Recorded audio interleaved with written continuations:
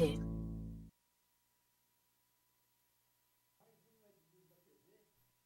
Muito legal hoje, um colega de um bom tempo, tem bastante informação para dividir conosco. Querendo lembrar que a gente tem o patrocínio da AltV, a primeira televisão por internet no Brasil, e também contamos com o apoio da produtora de conteúdo Infinity. Vamos hoje entrevistar o Paulo Sana, ele que é vice-presidente de criação da Wunderman. Paulo tem uma experiência muito grande. Paulo, obrigado por você ter aceitado o nosso convite. Eu que agradeço, Toninho. Prazer estar aqui com vocês. Ótimo. Me conta um pouquinho, como é que o Paulo entrou no mercado? Foi por escola, foi por indicação, foi um desejo? Como é que você entrou nesse mercado de propaganda? Pô, eu sou anos 80, né? Aquela sensação de estar numa indústria vibrante, né? Todas as coisas aconteciam, aquele mundo ainda Mad Men da publicidade, né? Com certeza mesmo. E eu comecei como todos os criativos daquela época, né? Eu comecei como redator, passei por algumas agências, e aí, na década de 90, 95, 96, eu estava numa agência chamada DPTO, e essa agência tinha uma característica específica naquele momento do mercado. Eles tinham muitos clientes da área de tecnologia, que naquela época ainda era um treco meio esquisito. Eu me lembro bem, até por causa que eu estava te falando do IAB, né? Pois é, quando a gente estava criando o IAB, a gente tinha um apoio da DPTO, que é a única que nos entendia um pouco melhor. Acho que sim, a gente era obrigado a entender porque os nossos clientes demandavam isso. E tinha umas marcas estranhas, né? Tipo Intel, que sabia, não tinha a menor ideia do que era uma marca de microprocessador, imagina. E já era uma conta importante para a agência. Tinha produtos da IBM, a gente fazia campanha de Lotus. E um pouco por conta dessa vocação da agência, chegou um cliente lá um belo dia que era um provedor de internet, né? Que viria a ser o ZAS, né? E começou a demandar coisas para a gente para o mundo digital. E não sei, eu acho que na prática a gente era um pouco responsável, a gente não parou para pensar o que estava acontecendo e saiu fazendo, né? E de uma certa forma, isso fez com que a agência se tornasse super pioneira. Todo mundo que estava na agência naquele momento teve experiências incríveis, a gente foi crescendo junto com o mercado. E naturalmente eu acabei desenvolvendo esse outro lado, né? Eu era um publicitário tradicional, redator, com toda a escola tradicional da publicidade. E fui me encantando pelas possibilidades que o mundo digital apresentava. E minha carreira daí ganhou outros rumos, né? De lá eu fui para a Ogilvy.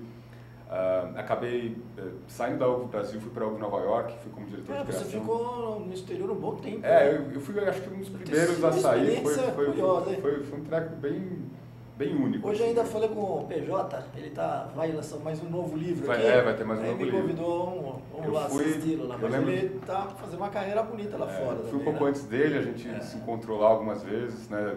Tinha lá meia dúzia de diretores de criação que fizeram esse caminho naquela época. Eu fiquei 3 anos por lá. Voltei da Ogilvy de Nova York para um projeto que foi muito bacana para minha vida, que foi trabalhar com a Adriana Cury na Macana, a gestão que ela teve aqui na Macana. Maravilhosa pessoa, né? Foi um momento de fazer coisas diferentes, de coisas grandes, com uma pegada diferente. É um momento que se falava muito em conteúdo, em projetos integrados. A gente fez coisas absolutamente únicas naquela época. Eu me lembro que eu acho que um projeto que foi super icônico daquele momento foi o Viajante Mastercard. A campanha inteira de uma grande marca no Brasil, construída em volta de uma ideia cuja essência é uma ideia digital, né? Um sujeito que viajou o Brasil inteiro por 3 meses sem gastar um centavo em dinheiro, só cartão, para provar que o Mastercard era aceito em todos os lugares. E da Macana eu acabei vindo para o Wunderman, estou na Wunderman já há mais de 5 anos, é um desafio bastante diferente, né? Uma agência com foco praticamente absoluto no digital. No comecinho da Wunderman, que eu me lembro bem, até porque nós tivemos aqui uma entrevista muito boa com o Walter Longo. O Walter foi presidente da Wunderman numa época, né? Mas era muito uma pegada de marketing direto naquele momento, né? Me conta um pouco dessa passagem da Wunderman de marketing direto para entrar nesse mundo digital. Eu vou te falar uma coisa, desde aquela época que a gente estava se referindo aqui agora há pouco, né, 90 e tanto, a gente já estudava a internet, olhava para o marketing direto e falava, tem a ver, né? Os conceitos são iguais, né? Parece que a internet é o canal que o marketing direto sempre sonhou. E foi muito isso, né? Eu acho que a internet deu escala para os conceitos de marketing direto, né? Outro dia, há um ano atrás, não sei se foi no ano passado ou no retrasado em Cannes, estava tendo lá um ping-pong entre uma executiva do Facebook e o Martin Sorrell. Boa conversa. E umas tantas ela chegou para ele e falou assim, David Ogilvy ou Lester Wonderman? Ele parou e falou assim, essa é difícil, hein? Mas eu vou falar o seguinte, o Lester Wonderman inventou o marketing direto. E se não fosse o marketing direto, vocês, Facebook, não existiriam hoje. Então, Lester Wonderman. E é isso, né? O Wonderman, o que eu falei agora é verdade, né? Poucas pessoas sabem disso. O Lester Wonderman, que é o nosso fundador desde a década de 50, também era um redator como outro qualquer, ele inventou o modelo de marketing direto. Ele, um cara que é verdade, fez escola. Fez escola, se acredita a ele coisas incríveis. Ele, o sujeito que inventou o 0800. Há umas tantas ele foi contratado pelo governo americano para reorganizar o CEP dos Estados Unidos para que a indústria de marketing direto pudesse ser mais eficiente. Então, é um cara que tem, né, e foi isso, né, eu acho que... Mas falando em Cannes, vem cá, não vamos omitir teus prêmios. Você tem 6 leões, né? Sendo 4 ouros, é isso? Eu acho que são 7, na verdade. 7 são 7 e 4 ouros, Validade, deve ser muito bom. Você ter essa pegada publicitária, mas também ter o reconhecimento criativo, eu acho que sim. Prêmios são sempre muito bons porque eles representam uma chancela para o nosso trabalho, né? E falando em prêmios, é um momento importante para nós da Wonderman também. A Wonderman, eu estava comentando, né? 5 anos e pouco de agência, a gente mudou a cara da agência nesse tempo, né? Hoje o trabalho criativo da Wonderman é bastante consistente. E de 2 anos para cá a gente começou a olhar para prêmios com mais ambição, vamos dizer assim, e os resultados começaram a aparecer. Esse último ano que passou a gente ganhou mais de 50 metais. Né? Fomos premiados no Clio, fomos premiados em diversos outros festivais internacionais. E esse ano a gente tem um trabalho competitivo em Cannes, vamos esperar para ver o que vai acontecer. É um processo. E o prêmio Abend, como é que vocês estão? Tem conquistado vários? O prêmio Abend, todo ano a gente deixa a nossa historinha lá, né? Eu estou te falando isso porque fui convidado pelo Efraim para ser vice-presidente da Abend, que era uma coisa que eu também já falava, Paulo, dessa coisa de tem tudo a ver o marketing direto com a internet, assim claro, que eu acabei me tornando vice-presidente da Abend. E é mas gozado. vamos ter o prêmio agora, né? É gozado. A internet fez com que quase que tudo da publicidade hoje virasse marketing direto. Você começa a falar até em ações de televisão voltadas para um público específico, mensurável, interagir, né? dar palpite. Realmente é um mundo muito novo, é sensacional. Né? Bem sensacional. E é gozado ver, né? Os anos passando, a gente estava falando sobre isso agora há pouco, né? Tantas teorias da década de 90, tanta excitação e tudo virando verdade, né, Toninho? Puxa vida. Mas teve um momento que a gente se assustou, né? Quando estourou a bolha em 2000. Muita gente botou o dedo, falou, você falava muito de bobagem, mas ainda bem que a coisa, ao contrário, né? Veio mais estruturada. Foi um período muito curto, né?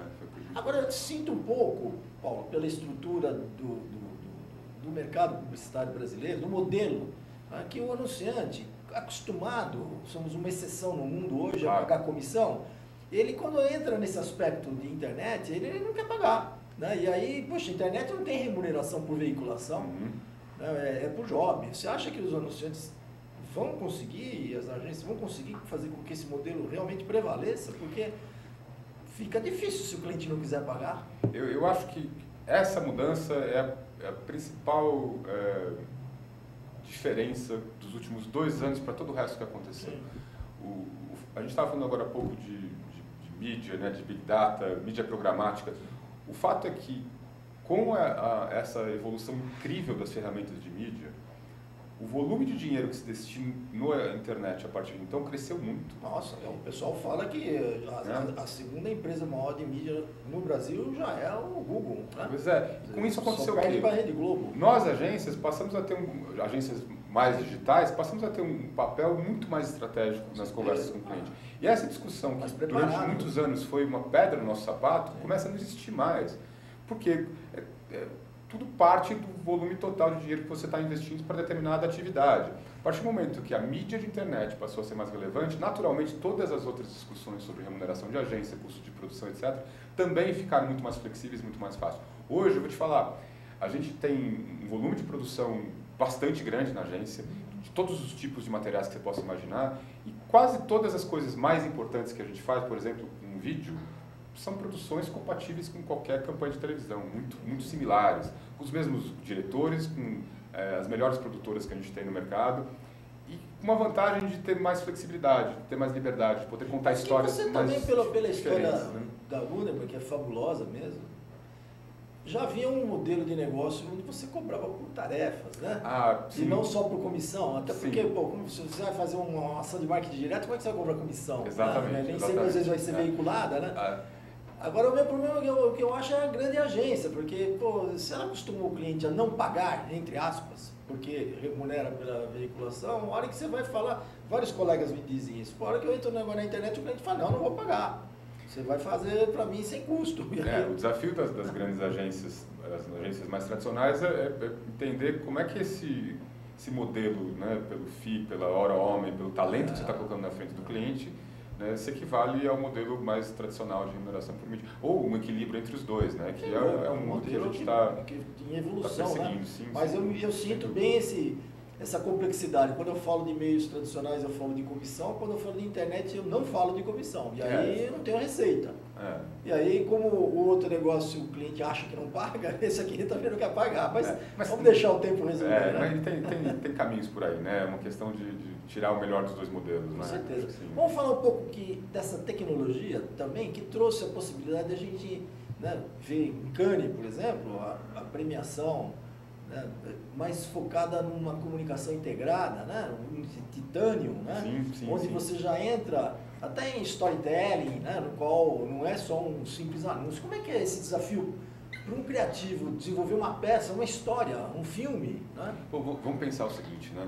Antes eu estava ali na frente da televisão, assistindo minha novela, né, tinha a hora do intervalo comercial, eu via os comerciais e por aí né, se desenrolava todas as estratégias de publicidade. Com o mundo digital, qual é a grande diferença? Se a gente tivesse que tirar tudo que é menos relevante, pensando em publicidade, é muito simples, né? As pessoas podem te ignorar a qualquer momento. Eu não quero ver isso, não vou clicar, não vou interagir com isso. E é o pior que pode acontecer com qualquer campanha. Quando a gente pensa nisso, a nossa obrigação como criativo é construir histórias que as pessoas queiram ouvir, histórias de marca, histórias de produtos. Muito interessante. Que as pessoas queiram ouvir. A partir do momento que você tem uma história, e uma coisa que a gente defende muito isso na agência, esquece o Twitter, esquece o Facebook, o YouTube, a televisão, a revista, me dá uma história que todo mundo queira ouvir. E aí, é o melhor dos mundos, Toninho, porque a internet tem tanta coisa legal que você conta essa história de jeitos maravilhosos. E o que é legal é que o cara compartilha a tua história. Claro, isso que é mais absurdo. Porque você conseguiu tocar um ponto ali. O cara gostou disso. Né? Vou compartilhar com os meus amigos uma coisa muito legal que eu vi. Né? Eu vou te dizer uma coisa, a gente, na Wandam, eu tenho muito orgulho de falar isso. A gente não é a melhor agência do Brasil, a gente tem qualidades e defeitos, mas tem uma coisa que a gente realmente se especializou é em aprender a contar histórias que tenham essa característica. Eu seria capaz de te contar aqui 10 projetos relativamente recentes da agência que tem essa, vamos dizer assim, esse flavor, né, que tem essa semente como ponto de partida. Mas eu acho que é aí que está o diferencial da Wunderman, né? Eu, de volta, prevejo uma situação muito difícil para uma agência tradicional, né? Enfrentar uma Wunderman tão especializada numa área onde o cliente pergunta, várias agências não sabem responder. Ou como diz o nosso, falando de volta no Walter Longo, disse aqui no nosso programa, ele disse que a verba da internet, né, o conceito, ela sobe de elevador e a verba, o cliente sobe de escada, né, não consegue acompanhar as tiradas do Walter. O Walter é sensacional. Mas eu vejo uma situação crítica na frente para eu acho que o tradicional. Os dois modelos têm vantagens e desvantagens, eu não tenho dúvida disso, e acho que os dois modelos tentam se reinventar para ter uma oferta mais matadora perante os clientes. Né? As agências de internet, as agências que não são as tradicionais, vamos dizer assim, tem um monte de questões para resolver também, no que se refere a construir relacionamento com o cliente, construir sua própria imagem, enquanto que as agências tradicionais têm vamos dizer assim, essa tarefa de entender esse mundo novo de uma forma mais profunda, né, de conseguir desenvolver modelos separados. Os próximos anos prometem. Nesse aspecto, bom, só lembrando que vocês pertencem ao grupo aqui no Brasil, Nilcon, que também é ligado ao WPP, né, o maior grupo de comunicação do mundo. Né? Como é que é a experiência lá fora? Você tem assim, referências de como estão lidando? A gente ouve muito falar, inclusive nos Estados Unidos, Inglaterra, que a internet já está se tornando a principal mídia, em termos de faturamento, né, para a agência. Né? Como é que você está vendo esse cenário internacional? Eu acho que se a gente olhar mercado a mercado, focando nos mais importantes, né, Inglaterra, mais alguns países da Europa, Estados Unidos, China, Japão, A diferença fundamental é que você tem uma quantidade de agências digitais importantes, grandes, maior do que aqui. Aqui no Brasil você tem 3 ou 4, a Wonderman eu acho que está entre, talvez seja a maior, se não tiver, a maior está lá entre as 3 maiores. Nos Estados Unidos, na Inglaterra, na Europa, você tem uma quantidade de agências digitais muito maior e que estão cada vez mais brigando no dia a dia lá pela fatia dos anunciantes, né? Também o que a gente sente é que acabou acontecendo uma especialização muito grande, né? Enquanto que as agências tradicionais hoje têm um foco muito claro em televisão, nas grandes histórias de marca, né? As agências digitais têm essa missão, vamos dizer assim, de trabalhar, né, o funil do consumidor, pensando em conversão, pensando em dezenas de outros aspectos, experiência e assim por diante. E um mercado que, né, pelas características únicas do Brasil, acaba realmente sendo muito diferente.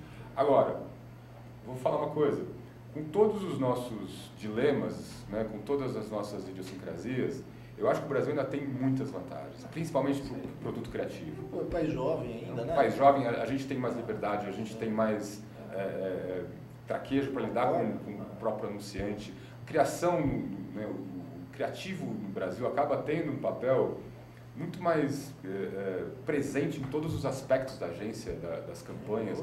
Né? Eu tenho muito prazer em estar aqui. Apesar de ter tido uma experiência feliz lá fora, eu adoro trabalhar no Brasil, uma coisa que para mim me dá muito orgulho e muito prazer. Ficamos contentes, satisfeitos, prefiro você aqui perto da gente. É verdade. Né? Mas e como você vê a situação dos mídias? Eu me preocupo bastante com essa área, porque uma coisa é fazer um plano de mídia, que você manda uma autorização e ela vai veicular um ano, ou um mês que seja, né? Outra coisa é você fazer plano para a internet, que o negócio é ao vivo 24 horas. Você monitora aquilo, sabe se está sendo clicado, se está sendo visto, que hora está sendo mais visto. Como é que você vê essa coisa de ficar trabalhando 24 horas, 7 dias por semana? O mídia tem dois desafios muito claros, na minha opinião. Né? O primeiro desafio é um desafio intelectual, porque ele é obrigado a entender comunicação hoje de um jeito muito mais amplo. A técnica de mídia é uma parcela muito pequena hoje comparativamente com o todo. Ele tem que ser um cara que entende o negócio do cliente de uma forma absolutamente plena. Ele tem que entender o negócio técnico da mídia também de forma absolutamente plena e cada vez mais sofisticado, com ferramentas, etc. e tal. E ele tem que ter uma sensibilidade para entender a comunicação que está acontecendo ali. A gente estava falando de histórias agora há pouco, né? Pô, a gente pensa hoje em grandes histórias com muitos capítulos. O mídia tem que ter a sensibilidade de saber qual capítulo tem que bombar aqui para atingir o resultado que eu estou esperando. Na outra ponta, é o desafio operacional. Que você me falou, pô, antigamente está aqui o material, está aqui a API, tchau, vamos para a próxima. Hoje é always on, né? O sujeito está, pô, na agência, o que a gente faz? A gente tem vários clientes que têm essa característica, né, de performance na veia, que a gente chama, né? A gente tem a Cato, né, que vende acessos no site, a gente tem Estácio, a faculdade, que tem objetivos muito claros de matrícula de estudantes, assim por diante, tem vários clientes com essa característica. Nos momentos chaves, nos momentos de pico dessas marcas, a gente monta o que a gente chama de war room de performance, e aí junta-se lá uma equipe completamente multidisciplinar de matemático, estatístico, mídia, tem criativo até nessas salas, com a intenção de garantir que aquela campanha, naquele período que é crítico para o cliente, vai ter a melhor performance possível, vai ter o melhor sucesso possível. E é isso que você falou, é 24 horas. Não é incomum a gente ter demandas feriado, sábado, domingo, fora de horário comercial, porque alguma coisa está acontecendo, você tem que corrigir a rota ou aproveitar uma oportunidade. Com certeza, é bem diferente. O modelo... Sobre esse aspecto, uma outra pergunta para um excelente e excepcional criativo. Como fazer para manter a qualidade de um vídeo que só vai veicular na internet? Porque, desgraçadamente, às vezes, um vídeo de televisão, um filme publicitário, você pode gastar 1 milhão. E já conhecemos essa conta várias vezes. Mas você não vai gastar 1 milhão para fazer um vídeo para veicular na internet. Acho que a primeira boa notícia... Ou 10 mil reais, essa aqui é a complexidade. Eu acho que a boa notícia é o seguinte, hoje, para um mesmo anunciante, numa mesma campanha de internet, né, se eu estou falando de uma campanha grande, eu vou ter o meu filme de 1 milhão, eu vou ter o meu filme de 100 mil, então. E eu vou ter muitos filmes menores que tem uma linguagem, tem quase que uma atitude, né, que é uma atitude mais em linha com o que as pessoas efetivamente consomem no mundo digital. Se você parar para pensar, vou te dar 3 exemplos assim, super diretos. Né? Eu tenho o YouTube que cumpre um pouco essa função de massificar uma ideia em vídeo. Eu tenho o Facebook que cumpre essa função de pegar aquela mesma ideia, mas apresentar essa ideia para públicos diferentes. Eu tenho uma capacidade de segmentação lá incrível. E eu tenho coisas como Vine, por exemplo, que eu vou contar um aspecto daquela ideia em 5 segundos, em poucos segundos, e um aspecto divertido, um aspecto diferente, inovador, ou o próprio Instagram. A gente tem um exemplo na casa, que é uma campanha de bastante sucesso para batatinha Ruffles, né? A gente está lançando lá o Ruffles Extreme, que é um sabor mais intenso, uma batata mais crocante. A gente lançou um filme para o YouTube, que era uma espécie de uma pegadinha, né? Então era uma série de adolescentes que entravam numa loja de conveniência e eles experimentavam a batatinha lá, conforme eles mordiam a batatinha, em tese, em função da crocância da batatinha, tudo que estava em volta deles começava a cair, tremer, o barulho da batatinha, e foi um baita sucesso, isso bombou no YouTube, a gente ganhou vários prêmios, foi super divertido isso.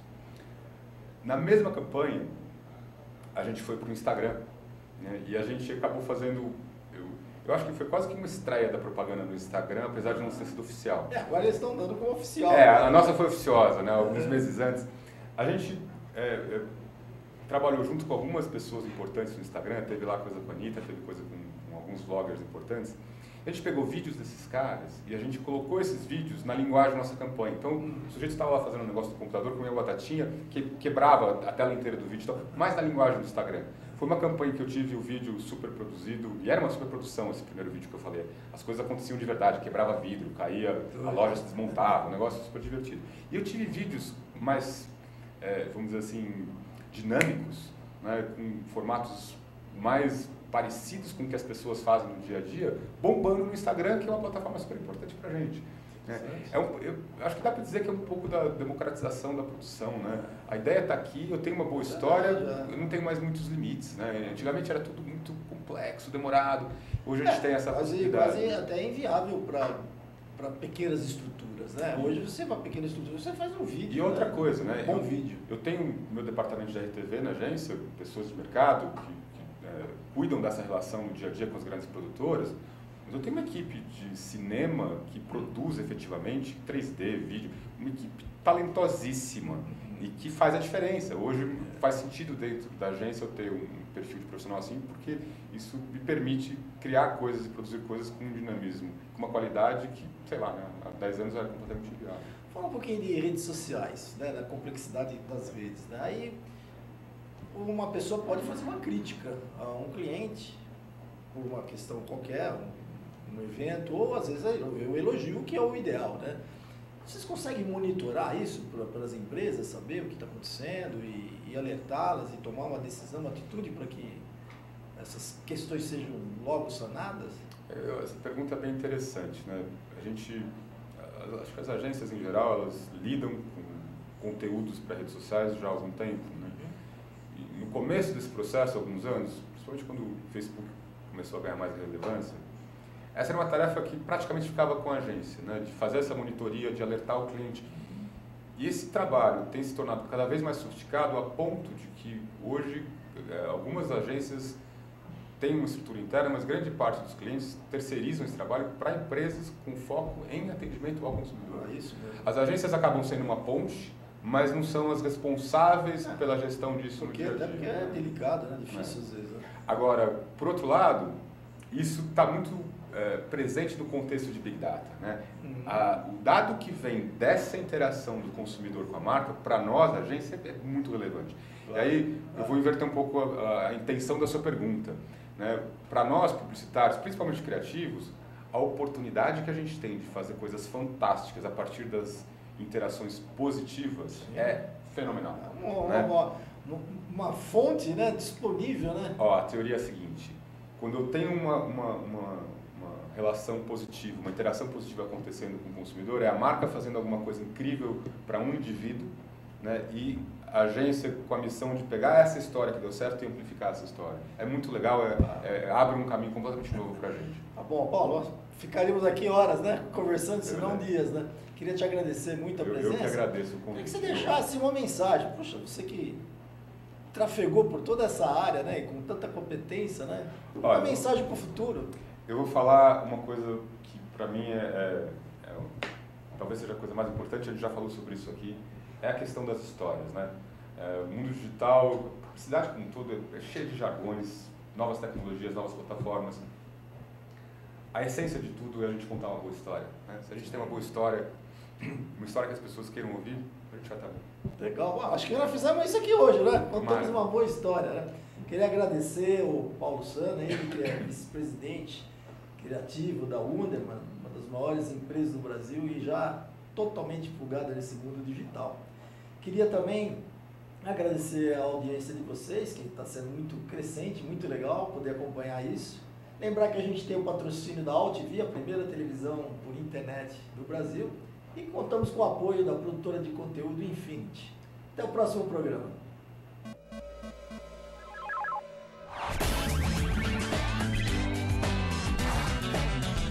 Hit News na TV.